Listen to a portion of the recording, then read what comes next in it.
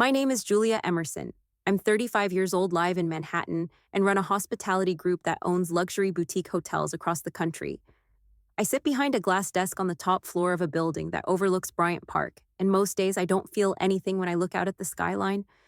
But this morning, something cracked a little. My phone buzzed just after 9, right as I was reviewing a presentation for a sustainability partnership in Singapore. The text was from my mother, 5 words long, and it stopped me cold. Don't bother coming this year. That was it. No greeting, no explanation, just a message that wrapped up years of cold glances and missed calls into one sentence. It shouldn't have surprised me, but for a second I forgot how to breathe. The office was quiet as always. Soft jazz played in the background, and a tray of fresh espresso sat untouched beside the leather portfolio I brought in. Outside, snow had started to gather on the corners of the windows. I reread the message twice, then 3 times, hoping maybe I'd misread it or that it had been sent to the wrong person. But of course it hadn't. It was exactly the kind of note my mother would send when she wanted to hurt me while pretending she hadn't. It wasn't the first time something like this happened. They had a way of icing me out without raising their voices, of making me feel like I didn't quite belong, even when I was sitting at the same table. But it was the first time they'd put it in writing. I stared at the screen for a long time, letting the ache settle. Then I placed the phone face down and took a sip of the espresso, still warm but suddenly bitter. I knew what that text really meant. It wasn't about Thanksgiving. It was about drawing a line. And maybe finally I was ready to stop pretending I hadn't already crossed it a long time ago. Thanksgiving at the Emerson estate was always a production. The silver came out days in advance, polished until it gleamed like mirrors. My mother coordinated everything from the seating chart to the brand of mineral water, as if feeding the family was a performance meant for someone else's applause. When I was younger, I loved it. The noise the linen napkins folded like origami, the parade of coats hanging off the grand staircase. But as I got older, something shifted. The warmth felt less like tradition and more like theater. My younger sister Caroline slipped into that role perfectly. She was the golden child, blonde-polished Columbia, educated and as sharp-tongued as my mother. By the time she was 25, she was already co-chairing charity galas and showing up in society magazines. I, on the other hand, went to a public university and spent my 20s working for nonprofits that focused on transitional housing and women's reintegration programs. I used to try explaining it at family dinners. I'd mention grant cycles and community impact, but my father would just sip his wine and nod absently. Caroline once leaned in and said in front of a dozen people, "So basically you help people who made bad choices." I just smiled and said no. I help people who've had no real choices at all. That didn't go over well. The year I turned 30, I pitched the idea of using part of the Family Foundation's Idle Fund for a pilot program in Newark, a job training and mental health program for women exiting the prison system. My father didn't even let me finish. "We are not in the business of social experiments, Julia," Caroline chimed in with a laugh. "Can you imagine the board's reaction? Homeless shelters, heavens." My mother didn't say anything. She just reached for the gravy boat and asked someone to pass the asparagus. That was always her way. Silence dressed as civility. I started spending holidays with friends after that. I told them I had travel plans or board meetings or couldn't get away from work. But the truth was simpler. Sitting at that table, trying to pretend we were a family in anything more than name, felt like swallowing glass with a smile. Still, I kept sending birthday cards, kept showing up to weddings and christenings and the occasional anniversary party. I thought maybe eventually they'd ask more about my work. Maybe someone would notice I'd moved into a penthouse or flown in from Zurich, but no one ever did. At one point, I stopped correcting them when they assumed I still worked for the same community center. It was easier to let them underestimate me. At least then, I didn't have to explain who I'd become. The last Thanksgiving I attended, I wore a dark green dress I'd picked up in Paris and brought a bottle of wine from a vineyard I now partially owned. Caroline asked if it was a gift from a donor. Dad glanced at it and said, "That's sweet of you, dear. Even nonprofits need their perks." I laughed politely, then excused myself early. On the drive back to the city, I remember thinking how strange it was to feel lonelier in a room full of people who shared my last name than anywhere else on earth. The loneliness didn't scream. It just settled in, quietly, like fog. I used to blame myself. I thought maybe I hadn't tried hard enough to belong. But looking back, I see it more clearly. I wasn't what they expected, and they didn't know what to do with that, so they chose to treat me like a side note. The worst part wasn't their rejection, it was how completely it was wrapped in civility. There were no fights, no shouting matches, no slammed doors, just smiles that stopped at the surface and conversations that always left me just outside the circle. By the time that text came through, I'd already stopped hoping. But even so, it left a mark. Not deep, just familiar. The year before everything changed, I brought a proposal to the family office. It was a well-researched, fully costed plan to convert a vacant commercial property in Baltimore into transitional housing with on-site job training. I'd run the numbers myself, backed it with outcomes from a similar program in Chicago, and even pre-secured matching funds from a private grant maker. We sat around the long walnut conference table in my father's midtown office, the same room where board decisions were made, and family pride was polished to a mirror shine. I handed each of them a printed copy, knowing full well what was coming, but trying anyway. My father flipped through the pages with a thin-lipped frown, stopped at the first graph, and pushed it back toward me. "We're not in the business of shelters, Julia. This isn't a charity kitchen." Caroline didn't even pretend to read. She scrolled her phone and said something about optics. "You want the Emerson Foundation associated with felons and recovering addicts?" I kept my voice even. "We have the resources to help people turn their lives around. It won't just change outcomes, it'll change how we're seen." They laughed lightly, politely. Mason said maybe I could run it out of a food truck, save everyone the paperwork. That meeting was the last time I tried to bring them in. A month later, I finalized the acquisition of the Belmere, a historic hotel on the Upper East Side, once glamorous but fading now. Mine. No one in my family noticed. They'd been spending every Thanksgiving there for over a decade, booking the same 3 suites, tipping the concierge like royalty. They had no idea I owned the building. I kept it that way on purpose. At first, it felt like a private rebellion, a secret corner of the world that was only mine. But as the months passed and changes took shape, menu shifts to local sourcing solar retrofits, the launch of our quiet re-entry apprenticeship program, I started to see it differently. The Belmere became proof that what I believed in wasn't soft, it was smart, it worked. Still, each time Thanksgiving rolled around, they booked their usual rooms and never once asked me to join. They posted smiling photos in front of the ballroom fireplace, captioned with phrases like family tradition or so grateful. Caroline sent me one last year with a note that read, "Hope you're keeping busy with your shelter girls." I didn't respond, but something in me hardened. They used to tell me I was too sensitive, that I read too much into things. But what do you call it when your family dines in the hotel you own and still doesn't invite you to the table? This year, they didn't even pretend. The text came 3 days before Thanksgiving curtain final. "Don't bother coming. You're not welcome here anymore." Then a few minutes later, another message from Caroline. "We'll be arriving at the Belmere as usual. At least the hotel still honors tradition even if you don't." That was when it clicked. They would never see me. Not really. Not as a peer, not as someone worth listening to, not as someone who'd built something on her own terms. As long as I stayed quiet, they'd keep living in the illusion that I hadn't done anything at all. I looked out across my office, the high windows fogged slightly with the cold. Below, the lights of the city flickered through the early evening haze. I'd built all of this, not to prove them wrong, but to prove something to myself, that I could lead with purpose and still succeed. But now, I saw the truth. My silence hadn't protected me. It had allowed them to keep me small in their minds, and I was done shrinking. I pulled up the reservation system for the Belmere. My name wasn't on anything, not the corporate documents, not the bookings.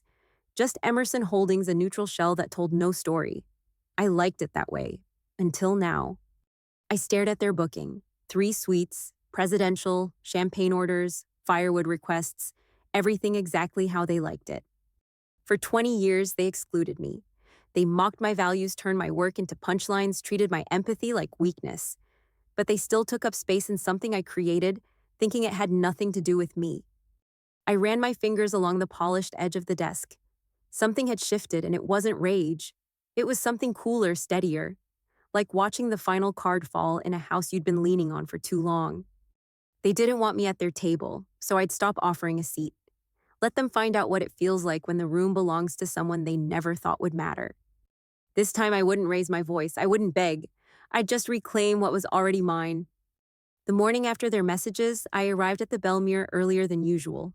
The staff greeted me as they always did, polite but warm, unaware of the shift already taking place inside me. I walked through the marble lobby with a calm I didn't have the day before. The guest list was pulled up before I even sat down. My assistant Nina handed me the printout with her usual efficiency. Their reservation was still active. 3 suites, a private dining room, a floral arrangement request with gold accents. I studied it for a moment, not rushing. Then I looked up and said, "Cancel the entire block, every suite, every amenity." She blinked, then nodded once and picked up the phone. There was no drama in the cancellation, no raised voice. Just a shift in posture, a decision made quietly after years of being ignored. By noon, I was back in my office reviewing quarterly impact reports. We'd surpassed our hiring goal for the vocational program by 15%. The kitchen staff had proposed a new mentorship model that would launch in January. The hotel was thriving, just as I'd imagined. Around 3, my phone buzzed. Caroline had sent a group photo. The family at the estate glasses raised finalizing their itinerary for the Belmere. Her message said, "Too bad you'll be eating alone again. Maybe serve soup at one of your shelters." I didn't respond. I just smiled, not out of cruelty, out of peace. By 4, the calls began. First came the front desk. Guests were calling to confirm the sudden cancellation. Nina redirected them all to me. My father's name appeared next, then Caroline's, then Mason's. I let each one go to voicemail. Then the messages started. Dad wrote, "The Belmere says our reservation was canceled. That must be a mistake.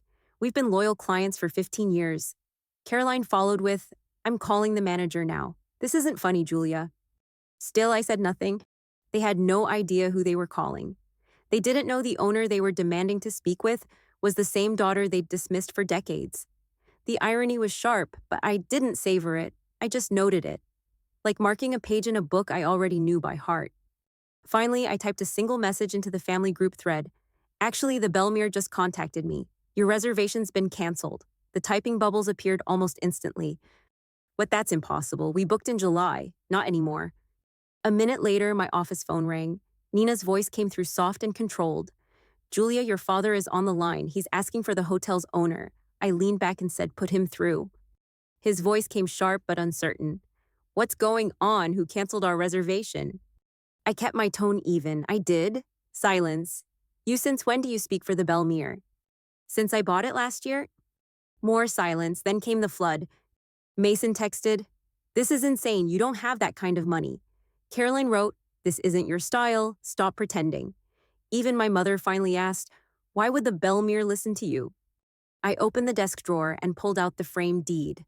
Belmere Hotel Holdings, sole owner Julia Emerson Properties, signed and sealed. I took a photo and sent it. Nothing came back for a long while. The quiet didn't feel empty. It felt earned. Eventually, my father texted again. "This is outrageous. We've been loyal for years." I wrote back, "You were never loyal to me." I stood and walked to the window. The Belmere stood glowing a few blocks away, its holiday lights already flickering in the dusk. My family never saw it as more than a place of comfort. They never knew what it meant to me, what it had become. They thought I'd built nothing. They thought I still worked in the shadows of someone else's mission. But I had created this place. And now, for the first time, I was claiming it. No shouting, no revenge speech, just the quiet sound of a door finally closing. And the soft certainty that this time, they were the ones on the outside. They walked in like they always did, shoulders squared, heels, clicking voices too loud for a quiet office. My father-led eyes already narrowed as if he were preparing to negotiate with a hostile board. Caroline wore sunglasses indoors. Mason trailed behind, checking his watch like this was a waste of time. My mother didn't look at me until she had to. I stood to greet them, motioned toward the seating area by the windows. No one sat. My father spoke first. "How dare the Belmere cancel our reservation without notice?" He glanced around the room, trying to locate authority. I said nothing. Let him search, let the silence do the talking.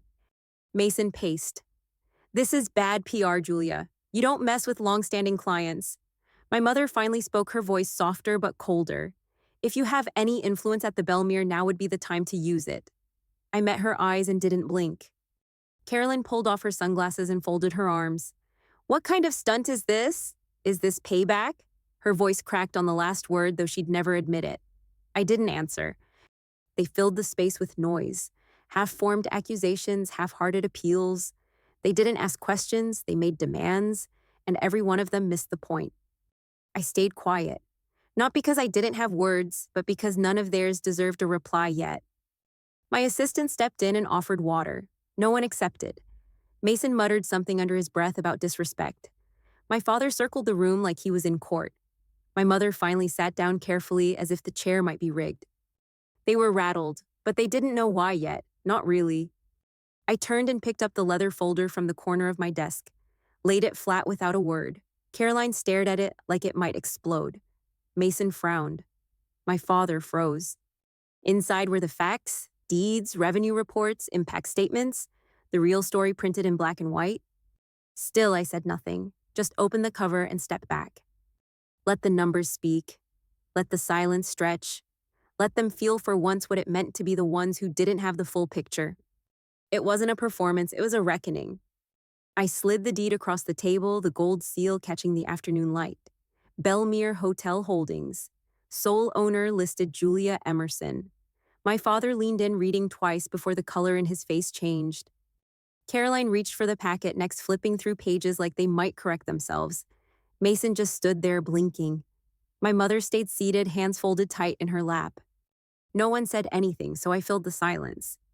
I bought the Belmere last year, through a holding company I built from scratch, not with donations, with partnerships, data, and profit margins higher than the family's portfolio ever reached. They stared like I was speaking a language they'd never learned. I walked them through it anyway. 15 properties, 3 continents, all rooted in sustainability and social reinvestment. Every number in that binder was real. Every initiative came from the same values they once called naive.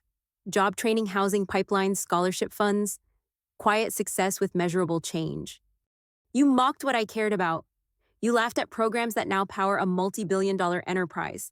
And while you sat at holiday tables calling it a phase, I built something lasting. My mother broke first. She whispered something about not knowing. My father kept shaking his head, stunned more by the structure than the scale. Mason looked like he might argue, but the math shut him down. I didn't gloat. I didn't need to. The silence was louder than anything they could say. This isn't just a hotel, it's proof. That kindness can scale. That vision doesn't need applause to matter. Caroline finally spoke, voice hollow. Why didn't you tell us? I closed the binder, because you never asked. Then I looked up, steady and calm. You never thought I had anything worth hearing. And now it's my name on the keys. I tapped the tablet on my desk and the screen behind me flickered to life. A video call connected, and the face that appeared made everyone in the room freeze. Aunt Diane, poised and smiling, filled the frame, like a figure they thought they'd buried in the past. My mother's shoulders stiffened. My father muttered something under his breath. Carolyn looked down, pretending not to be surprised. But there she was, unshaken, her silver hair swept back and her voice calm as stone. Hello, James. Hello, Margaret. She said it like a greeting, not a challenge. Then she turned to me and softened. You did it, Julia. I knew you would. She had been erased from family gatherings 2 decades ago, too radical, too loud about things that made them uncomfortable. They said she embarrassed them, that her work in housing equity and prison reform was attention-seeking. But she had never stopped showing up for me. My father finally spoke. This isn't your business, Diane. Her smile didn't falter. Oh, but it is. I helped Julia acquire the Belmere. I believed in her when no one else did. The words settled like weight on the table. No one moved, no one interrupted. Diane continued. You spent years teaching her that worth comes from Polish and pedigree, but she built something better, something that changes lives without asking for applause. My mother opened her mouth, then closed it again. Mason stared at the floor. Caroline's jaw clenched, but she didn't speak. Diane leaned closer to the camera. You thought she'd always be the one needing your approval. Turns out she didn't. She just needed the freedom to do it her way. I felt my chest tighten, not from tension, from recognition, from being seen in a way that didn't need explanation. Diane had seen it all along. The nights I called unsure, the early reports, the doubts, the tiny wins. She never dismissed them, never minimized the work. Now she looked at me with pride that didn't come with conditions. You taught her silence, I taught her strategy, and now she owns the room. My father stood as if the words burned. This is a betrayal. Diane shook her head. No, this is accountability. You raised her to care. You just didn't want her to care out loud. No one responded. The room felt different now, less like a stage, more like a mirror. They had mocked the version of Diane that didn't fit their script. Now they were faced with the result of what they cast away. Julia built something bigger than your approval, Diane said. She didn't win. She evolved. I swallowed hard heat behind my eyes, not sadness, relief. It wasn't about revenge.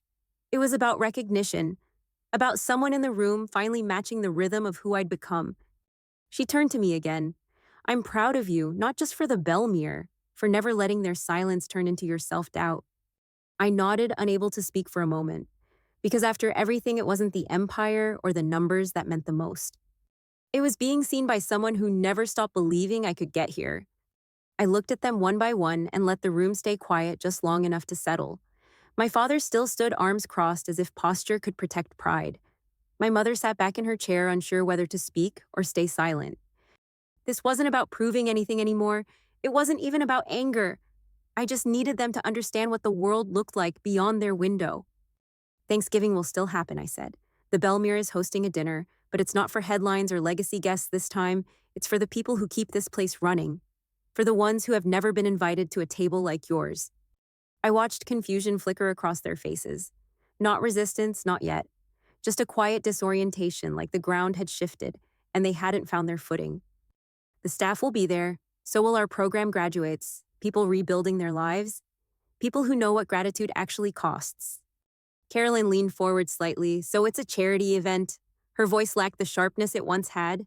I shook my head. No, it's Thanksgiving, the way it should be. Shared, earned, real. Mason cleared his throat. And you're inviting us, I met his eyes. Only if you're coming as equals, not as Emersons, not as guests of honor, just as people ready to listen and learn something different. My father frowned.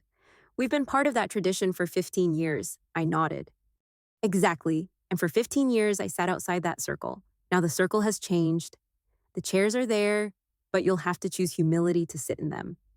My mother blinked hard, her voice softer. You'd still have us after everything. I kept my tone steady. This was never about shutting you out. It's about showing you what's possible when the story doesn't revolve around us, when the room belongs to more than just a name. Diane smiled gently from the screen behind me but said nothing. She didn't need to. Her presence had already shifted everything. I walked to the side table and picked up the event folder. Inside were the names of every confirmed guest, former clients, current apprentices, line cooks, room attendants, people who mattered because they made this place more than walls and linen. I held it up. This is who we're honoring. People who've earned their place not by birth but by courage, by trying again when the world gave them nothing. Caroline looked down at her hands. Mason leaned on the edge of the desk, uncharacteristically still. My father finally sank into a chair. I could see it starting to land. Not fully, but the first cracks were there. If you come to listen. Sit next to someone you wouldn't have acknowledged a year ago. Hear their story. Share a table with someone who rebuilt their life from pieces. My voice didn't rise. I didn't plead. I offered a bridge, not a rescue. Thanksgiving is at 6. You're welcome to join us, but leave the old version of yourselves at the door.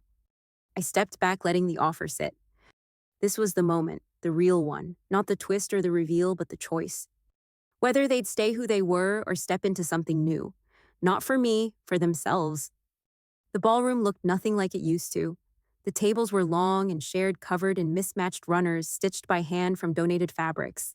Soft light flickered from candles set in old glass jars, and the smell of roasted vegetables and spiced apples hung warm in the air. No place cards, no centerpieces meant to impress. Just food, laughter, and a quiet kind of welcome that filled the room in waves.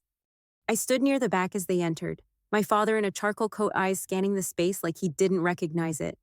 My mother held onto her purse like it might keep her steady. Caroline wore flats, not heels, and Mason looked like he hadn't spoken in hours. They didn't ask where to sit.